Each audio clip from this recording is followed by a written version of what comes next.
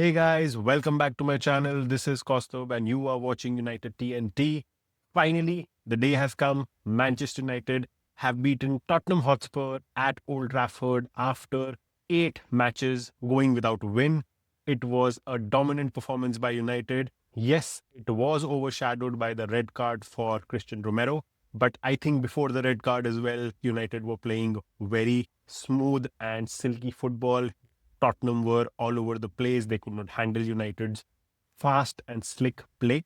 And it was a deserved win for United. 2-0 at the end. The scoreline could have been more. United had a lot of chances.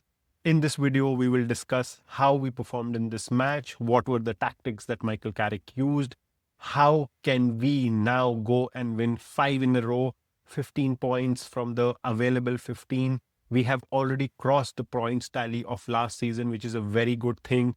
We were at 32 points when Ruben Amorim left, and right now we are at 46 points. A tremendous job done by Michael Carrick. And let's hope that we win 5 in a row in the next match against West Ham. So stay tuned and watch the video. Now, coming to the match, I think United played really well. If you see the possession stats, we had around 65% of the ball. But also, this is because of the red card that Romero had gotten in the 28th or the 29th minute. So in the beginning of the match, I think I want to talk about what Michael Carrick did. And it was a very small tweak that he made to the team, but that tweak is what got United attacking from the minute go. So if you know that the formation and the lineups that Michael Carrick had fielded for this match is exactly what we had fielded against Fulham. This was the predicted lineup from my end as well. We had predicted that there will be no change to the lineup, and it was the exact same lineup with Lamins in the goal, Martinez and Maguire as centre backs, followed by Shaw on the left and Dalot on the right. The two holding midfielders, Kobe Mainoo and Casemiro, followed by Bruno Fernandes, Matheus Cunha, Amad Diallo, and Bryan Mbuemo. But I think, and a lot of people would have seen this, the tweak that Michael Carrick made to this team was he put Cunha from the left-hand side to the center. He moved Bryan Mbuemo from the forward position to the left-hand side or the left wing position. So he swapped Cunha and Mbuemo. That was number one. Also, Fernandes was in a false nine position. So we had technically two number 10s, which is Cunha and Fernandes, bombing down freely in that channel. Or you can say two false number 9s, right? Cunha and Fernandes, and Mbuemo and Amad on the either flanks, right? So I think this tweak helped Manchester United attack from the minute go. If you know, as soon as we kicked off the game, in the second minute itself, United was attacking the Tottenham Hotspur goal, and Mbuemo's shot was a whisker away from the first goal in the second minute itself, right? So I think it was a tactical genius. Michael Carrick, he did not change the team. He did not change a lot of players, but he just tweaked the position of these two players or these three players, and we had a wonderful game because of this. So kudos to Carrick and his tactics and his backroom staff as well. I'm sure they are also part of this, and this was shown in our first goal as well, what the backroom staff is doing with Michael Carrick for this team right now. Brilliant tactical play for sure. Second minute, we had that chance. We kept creating on chances till the first goal or the red card, if you say. We had a very, very big shout for a penalty against Maguire. Van de Ven had put his arms around Maguire and had put him down on the floor. I don't know how the referee did not see it. Okay, if the referee did not see it, I don't know how VAR missed it and did not ask the referee to go and check the monitor. It was a blatant foul. Anywhere else on the football field, this would have been given a foul. I don't understand how this was not given as a penalty to United. Maguire was totally taken down in the penalty area, and that should have been a penalty. And I think it was early in the game, 15 to 20th minute. In fact, the Romero red card, yes, a lot of people are talking that it changed the game. But before the red card as well, United were playing very silky, smooth football, intricate passing, one-touch football. I keep seeing a lot of reels where we say Carrick ball, right? And I had mentioned this Carrick ball in motion as well. Right? What it means is that the players are playing one-touch football to the T, right? Even in small gaps in defending spaces where there are 4 to 5 people on 3 of our players are still playing one-touch passing. which is quick, efficient, and that's how we are breaking the midfield dynamo of these teams and getting on the attack very, very quickly. I think it is fabulous to see what United players are doing and what they are capable of doing. I think there has always been conjecture that United players are not playing to their level. This is the first time we are seeing what these players are all about. Why are they at this club and why they deserved to be at this club? Excellent play by all our players on these one-touch passing that Carrick has introduced to the team. So yes, till the red card, we had a couple of chances. I think the penalty shout was the biggest one. Post that, the red card was a blatant foul on Casemiro by Christian Romero. He had a couple of more tackles before that as well, which were very aggressive. I think one was on Ahmad and I think one was on Mbuemo. He was lucky to not get a yellow for the Mbuemo challenge, but I think this was a straight red. There was no doubt. It was a very hard tackle, very harsh tackle. And there was intent. If you remember, Dalot was scrutinized on his tackle against Manchester City, I think Jeremy Doku. And people were raging, why is this not a red card? The clear difference between these two fouls were the intent.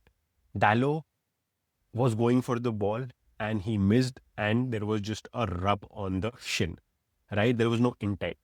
On this tackle, if you see, Romero was going for the ball, but when he knew he had missed the ball, you could see with full force he went into the tackle and wanted to do some damage as well. And that's why this was a clear red. So no debates there. It was a red card for sure. And post that, United started piling up more pressure. The first goal, the Mbuemo goal, was a training ground play that United did at this match, and it was executed to the T. I think I will not say it was Bruno's pass or more shot. I think the movement by Mainoo was the key to this goal getting scored. He was casually standing alongside the goalkeeper Vicario, and suddenly he makes that run. The Spurs defenders could not track him, and it was his pinpoint pass to Mbuemo on the D that he took that shot, and it was a goal. Mbuemo 100% scored a very beautiful goal. But how it was made, I think I would give it to Mainoo as well. So a brilliant goal by United. It is always good to see that what players practice on the training fields and when they execute it on the match days, it feels good that what they're doing, what they're actually putting work for is getting fruits to them. So I think the backroom staff was happy. Michael Carrick was happy. The player in itself, and I think Mbuemo after the match in his post-match interview also said that when they used to practice this, 9 out of 10 times, or probably he said 10 out of 10 times, the ball would go above the crossbar. And today it was right in the right-hand side corner, and it was a perfect shot. So a well-deserved lead for United. And I think in the remainder of the half, I think Tottenham had one chance. I think it was an error by United in defending where they had a clear-cut chance and it went wide. But other than that, I think Spurs were not very attacking in the first half. We also had another very good chance in the first half, which was the Cunha shot that just flew past the top right corner. It was again Cunha in his pace, like against Arsenal. It was a similar kind of range. The shot was also similar. With Arsenal, it was a low shot, right? In this game, it was a higher shot on the top right corner, and it missed by a whisker. If that goal would have gone in, the match would have been even more electric in the second half. Sadly, it didn't. Post that, I think in the second half, we were good. We contained Spurs. Spurs were, in fact, better in the second half. They managed the game better. They defended in blocks very well. They started counter-attacking us when they were breaking. So all those things were working for Spurs, but I think because of the 10 men, they could not capitalize on any momentum that they were getting. In the beginning of the second half, for the first 10-15 minutes, I think Xavi Simons had a couple of chances. There was another chance that was given by Shaw, where he had just put in the ball in the middle of the field and the Spurs player got it and they shoot. I think it was Xavi Simons as well. So other than that, I don't think Spurs had a lot of chances in the second half as well. United were bombarding Spurs from both flanks. Ahmad had a gala of a time running up and down on the right-hand side. He was instigating a lot of attacking plays from the right-hand side. we deserved a second goal. We deserved even a third goal because of the attacking that we had. We had, I think, 23 shots in the game. When Šeško had come on after the 75th minute, I think the pass from Bruno Fernandes to Šeško was impeccable. And I think Šeško just mistimed his header. Otherwise, that should have been a goal for Šeško again at the Stretford, and especially after that winner against Fulham, it would have been crazy for him. Sadly, he could not get that goal. In the 82nd minute is when Bruno Fernandes put that shin to the cross that had come in. Šeško missed it, and Bruno Fernandes kicked it through his shin and was a goal. A lot of people are saying that it was a fluke goal, but if you listen to Fernandes's interview after the match, he mentions that it was deliberate, that he wanted the ball to come on his shin and hit the shin and go in because he did not want to take another touch. He did not want to give Vicario that time to adjust. So a brilliant, brilliant goal by Bruno Fernandes. 104 goals now for Manchester United, 96 assists, 200 goal contributions for him in 314 games. Brilliant maestro that he has become, one of the best attacking midfielders that the Premier League has currently, and probably will also go down as one of the greats in the Premier League history. So a wonderful goal. I think at the 90 plus fifth minute, we had another chance when we were just about to end the game. Had that gone in, it would have been 3-0. I think at home, when we are keeping a clean sheet, it's becoming difficult for us to score 3 or 4 goals. But I think with time, those will come. With City also, we should have scored more. With Tottenham also today, we should have scored more. So all in all, it was a brilliant performance by United again, especially by the tactical genius that Michael Carrick applied in the game. Yes, the game was a very different game after Tottenham went to 10 men. But with 10, 11 men also, United were dominating the game, and I had zero doubts that we will not score and win this game. So a good win for United again. 4 matches in a row happening after 2024. We did this last under Erik ten Hag. That feels like a decade ago now. Ruben Amorim could not do this in his 18 months in charge, 47 matches. Not even once we had 4 wins in a row. The max he could get was 3. So a brilliant performance again. We are gunning for top 4. I hope with these performances we cement that. But today was a fantastic performance by the lads. So kudos to each and every player. Now, out of the players that were playing today, I think one of the best players that we talk about for this game is Kobe Mainoo again. I think Bruno Fernandes got the man of the match or the player of the match, but it was a close one with Kobe Mainoo as well, because I think Mainoo dominated the midfield, and how he was there breaking attacks, he was there starting attacks on both ends of the field. And I remember in the 85th or the 90th minute, Mainoo is playing left wing and crossing balls to the Tottenham Hotspur D. So he was all over the place, and not all over the place in the sense that he did not know what is happening in the game. He was managing the game. He was making sure that United is ticking the right way. A brilliant performance by Kobe Mainoo again. I can't stop talking about this guy. And I cannot understand what Ruben Amorim saw that he did not want to give this player a chance. This is a blasphemy. He must be sitting in his house right now and saying, did I do something wrong? Could my Manchester United career have been elongated if I had played Kobe Mainoo since the start of the season? That guy had played 250 minutes under Ruben Amorim the entire season, and now he's come, played in 4 matches back to back, given top-notch performances, and these are not low league oppositions. Arsenal, Manchester City, Fulham, which is a very good team, Tottenham, who we have a horrendous record against. Kobe Mainoo, hats off. I don't think we gave you the respect when Ruben Amorim was in charge of United. And a lot of people thought that you will leave. But I'm so glad that you are at the club and helping us win matches like how. So Kobe Mainoo, brilliant performance by him again. Cannot stop raving about this guy. Bruno Fernandes again, a peach of a performance from him. Fulham game, he was a little subdued, but I think he came back today. He had gotten that freedom to move around the field. As I mentioned, the false 9 position. He had a gala of a game. Cunha was good. Mbuemo was good. I don't think that there was any bad performance by our players. All of the players were performing very well. Dallo He was criticized a lot during Amorim's time that he cannot be a right wing back. He does not have the caliber and blah and blah. But that was never his position. His position was a right back, and I think he's doing marvelously well right now in that position. So kudos to Diego Dallo as well. So a brilliant performance by most of our players, but I would give it to Kobe Mainoo, Bruno Fernandes, and Diego Dallo for putting in those performances. And Luke Shaw as well. Sorry, Luke, you've been at United for so long that we tend to forget your name. But no, this season you have performed exceptionally well.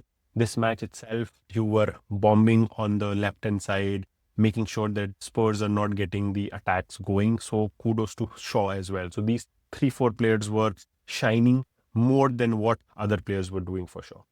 Performance that was started or built on Michael Carrick's tactics, right? He has done some magic. A lot of players are thinking, a lot of pundits are thinking, what has he done? Why is United performing this way? According to me, I think he did the basics right. He said that even if I'm not a good manager, even if I do not have that experience, I will do the basics right. What are the basics? We have been talking about these basics for the last 18 months since Ruben Amorim has been in charge of Manchester United. The players that we have in our club do not fit the system of 3-4-2-1. There are gaps in that system where our players will not be able to play. And that is what Michael Carrick did. He moved around the players, put them in their right positions, and asked them to express themselves. That's it. There is no tactical genius in this. You, me, could also see that a lot of our players are not meant to play in that system. Bruno Fernandes is not a holding midfielder alongside Casemiro. He is one player that you would want to create. And the creativity comes only when you're playing a little bit forward in the attack, where he's playing now. That is the tactical genius of Michael Carrick. He has put the players in their right positions. And yes, it is very evident that not everyone can see what a player's right position is. That is what we saw with Ruben Amorim. Now, Diego Dallo, flourishing. Luke Shaw, flourishing. Martinez and Harry Maguire. Yes, they were absent during the larger part of Amorim's season this time around, but they have come back as if they were never gone. And this is also Michael Carrick putting them in the right position and asking them to do the right things. Casemiro has turned his Manchester United career around in this season.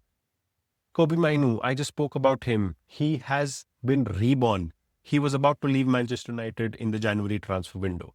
He would have definitely left Manchester United in the January transfer window. Thankfully, he's not. And we've got a world-class midfielder on our hands. Cunha, Ahmad. Ahmad was never a left wing back or a right wing. He was always a winger, right? He is playing in his attacking position and doing phenomenally well. Bryan Mbuemo, he is the only player that I would say was performing well under Amorim as well, and now performing even better under Carrick. So yes, Mbuemo is the exception. But I think other than that, Carrick has put all the players in their right positions and asked them to express themselves. And that is how they are performing so well. We have not won 4 matches in a row for over 2 years. Last happened with Eric Ten Hag. We've done it. We will 100% go to the London Stadium against West Ham, beat them and get 5 in a row. We will go next to Everton in the Hill Dickinson Stadium, the new stadium that they have, beat Everton there and go 6 in a row. I have zero doubts on this now because I can see the panache of the players, the crispness of our players that we have in our team. I also always doubted that, is this player right for us? I was doubting Šeško, but look at Šeško. I was doubting Cunha. Look at Cunha. So Michael Carrick has done a very good job in making sure that these players get confidence and they're playing in their positions that they want to play in. And we are seeing the results, right? Last 4 games, not one foot our players have kept wrong, and we are reaping the benefits. All the Manchester United fans are happy again. There is so much joy around the club right now, which was always doom and gloom for the last 18 months, especially under Ruben Amorim. It was always jittery. It was always fearful. We've moved out of that. So thank you, Michael Carrick, for that. For the look ahead, I think we are going to play West Ham now, gunning for 5 in a row. We will cover that match and the pre-match build-up to that within this week for sure. Till then, if you feel that what I say is something that you relate to, please comment, please subscribe. Until then, keep watching my channel for more such videos, honest reactions, honest fan interactions. Right? Till then, let's enjoy our win, the 4 in a row, right? And gunning for the 5th one. Till then, GGMU.